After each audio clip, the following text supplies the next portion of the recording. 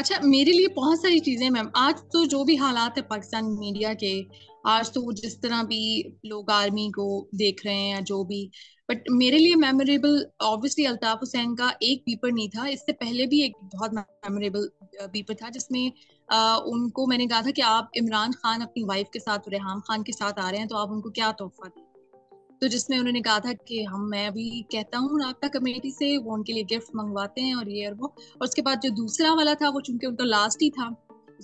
اس کے بعد ان کے اوپر بین لگ گیا، تو وہ اس لیے بھی زیادہ میموریبل بن گیا. ڈیفینیٹلی وہ میموریبل تھا. وہ اتنا ڈیفیکلٹ تھا کہ کراچی کے جو اینکرز ہوتے تھے موسٹلی، وہ جیسے ہی ان کو لگتا تھا بھائی کا بیپ پر آنے والا ہے تو وہ غائب ہو جاتے تھے، وہ کہتے تھے کوئی اور ہی کر لے، کیونکہ obviously میں سمجھتی ہوں ان کی فیملیز کے لیے کافی ٹف تھا جو پریشر اس وقت وہاں پہ ایم کیو ایم کا تھا. اور میں ہمیشہ یہ سوچتی تھی کہ مجھے کیا کر لیں گے، میں ایک فلائٹ لے کے لاہور چلی جاؤں گی، میں تو پوچھوں گی ان سے سوال. تو باقی جیسے اگر ہم شہباز شریف سے سوال پوچھ سکتے ہیں، اگر ہم زرداری صاحب سے سوال پوچھ سکتے ہیں، عمران خان سے سوال ہو سکتا ہے، تو الطاف حسین صاحب سے کیوں نہیں ہو سکتا؟ اور میرا تو اس بات پہ بھی ایک ان سے اختلاف ہوتا تھا کہ میں کیوں بھائی بولوں، میں تو ان کو الطاف حسین صاحب بولوں گی، اور آپ نے دیکھا ہوگا پورے بیپر میں ان کو الطاف حسین صاحب ہی کہہ رہی ہوں، لیکن وہاں کے موسٹلی اینکرز کرتے تھے جی بھائی جی بھائی جی بھائی، اور وہ ان کو ہوتا تھا جتنی 1 گھنٹہ بول رہے ہیں تو وہ بولی جائیں اور آپ کوئی کوشچن نہیں کر سکتے. آپ خود بتائیں دنیا کے کس حصے کی جو صحافت ہے وہ آپ کو یہ آپ کی سمجھ بوجھ میں یہ بات آتی ہے کہ آپ نے کسی کو انٹرویو کے لیے بلایا ہے،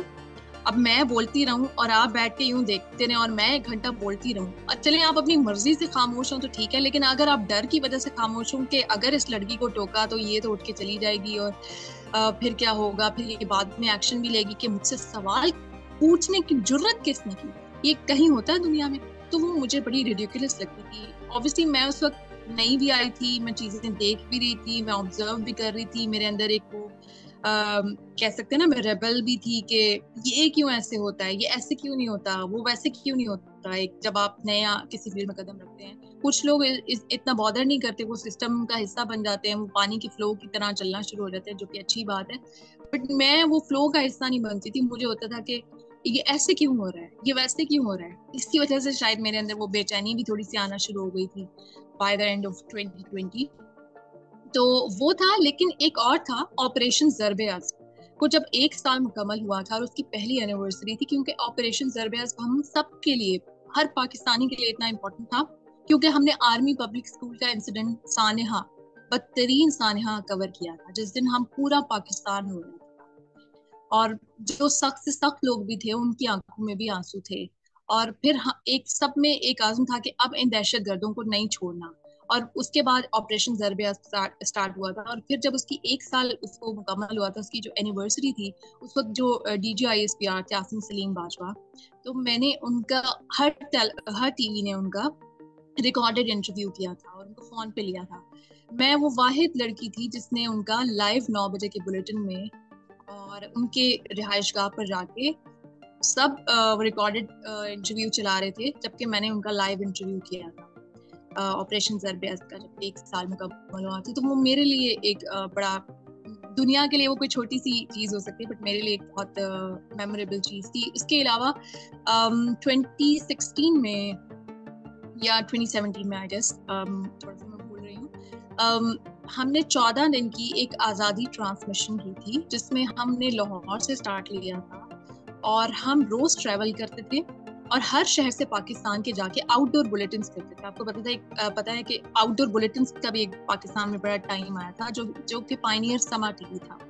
اور اس میں بھی ہم ہر روز جا کے نیا سیٹ لگتا تھا، نئی جگہ ہوتی تھی. دن میں ہم اس کے کچھ شارٹ ویڈیوز بناتے تھے اور رات کو ہم بیٹھ کے وہاں سے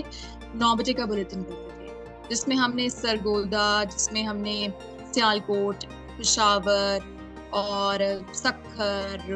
کراچی، یہ پاکستان کے فیصل آباد، ملتان، یہ ساری جگہوں پہ ہم گئے تھے. ان کے جو وہاں پہ جو سب سے زیادہ فیمس